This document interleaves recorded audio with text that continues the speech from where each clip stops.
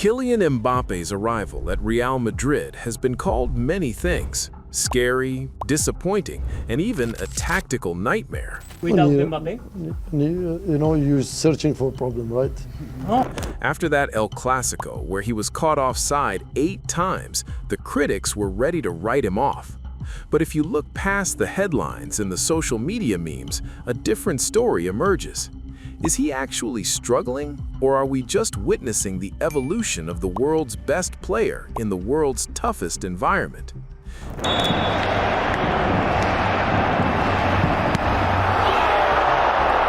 Today, we're looking at the data to ask, just how good has Mbappé actually been for Real Madrid? Kylian Mbappé qui va les défier, qui sert Vincent. Now there's a gap right down the middle and the flag has stayed down, and surely it's number 3, Mbappé. Let's start with the PSG ghost. People point to his 52-goal season in France and say he's fallen off. But look at the numbers. Even with the perceived bad form, Mbappé has already notched double-digit goal contributions this season. He scored on his debut in the UEFA Super Cup and has maintained a goals-per-game ratio that most elite strikers would dream of. In fact, his XG, or expected goals, remains among the highest in La Liga. The problem isn't that he isn't scoring, it's that we've been spoiled by his superhuman standards at PSG. Why does he look different? Because he's playing a role he never had to play before. At PSG, the team was built around him. At Madrid, he's adapting to a system where Vinícius Júnior occupies his favorite left-wing spot. As Carlo Ancelotti mentioned in interviews, the pitch is 68 meters wide, and fitting Mbappé, Vini, and Rodrigo into that space is a work in progress. Mbappé isn't a typical number 9 like Erling Haaland. He's a creator who is learning to lead the line. Every offside call isn't a failure, it's a sign of a player aggressively trying to find the timing in a brand new system. Phénoménal, Kylian Mbappé, le retour d'un buteur étoilé. Quel retour! To understand how good Mbappé is, you have to look at what he's replacing. For years, Karim Benzema was the glue of this team. He wasn't just a goal scorer, he was a playmaker. Mbappé is currently undergoing that same transformation. He's dropping deeper, linking up with Bellingham, and drawing defenders away to create space for Vinícius. We are seeing Mbappé add physicality and hold-up play to his game, tools he rarely needed in Ligue 1. We also have to be fair. Mbappé is playing in a Real Madrid team that is missing its heartbeat, Toni Kroos. Last season, the diamond midfield worked because Kroos could find a needle in a haystack with a long ball. Without that elite service, Mbappé has to work twice as hard to get the ball. Despite this lack of a direct feeder, he is still finding the back of the net.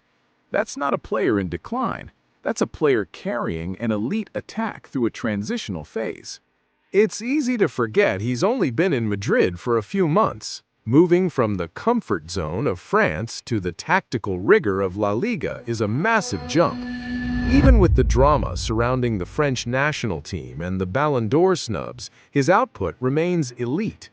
He is shooting more than almost anyone in the league, ranking in the 90th percentile for total shots.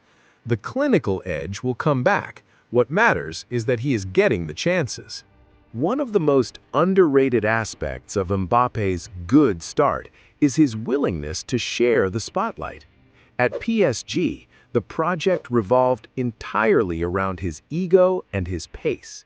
At Madrid, he has shown a surprising level of maturity, often vacating the center to let Vinícius drift inside, or dropping deep to allow Bellingham to surge forward. Being good at Real Madrid isn't just about scoring, it's about sacrifice. Mbappé is currently learning that the white shirt weighs more than any other, and his ability to handle the Bernabéu's whistles while still contributing to the scoreline proves his mental elite status. Cassel qui a essayé d'être plus haut à partir du moment où ils ont été menés 2-0. We have to realize that La Liga is a different beast. In France, Mbappé could outrun almost any defensive line. In Spain, teams play with a low block and high discipline that neutralizes raw speed. The fact that Mbappé is still finding ways to get 5 to 6 shots off per game against these defensive walls is a testament to his movement. He is currently in a calibration phase, adjusting his timing to the speed of Spanish defenders and the lack of a Kroos-like quarterback. Once that timing clicks, those offsides will turn into one-on-ones with the keeper, and the floodgates will truly open. Despite the criticism, Mbappé is still the favorite to lead Real Madrid's next golden era.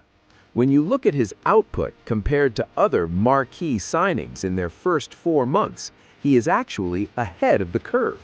He isn't a flop, he is a work in progress in a team that is also reinventing itself. If Real Madrid manages to win silverware this season, Mbappé's struggling start will be remembered as the foundation of his legacy. He isn't just good, he is essential. And for a player of his caliber, the best is undoubtedly yet to come. So how good is he? The eye test says he's frustrated, but the stat test says he's still one of the best in the world. He has matched records set by Cristiano Ronaldo in his early days and is leading a team that is still competing at the highest level. If this is Mbappé at 70% efficiency, the rest of Europe should be terrified for when he hits 100%. Mbappé didn't sell Real Madrid a dream.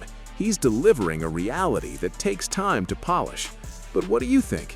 Is he the leader Madrid needs, or is the tactical clash too much to overcome? Let me know in the comments. And if you want to see how another new signing is shaking up La Liga, click this video on the hidden truth behind Dani Olmo's start at Barcelona. Don't forget to subscribe.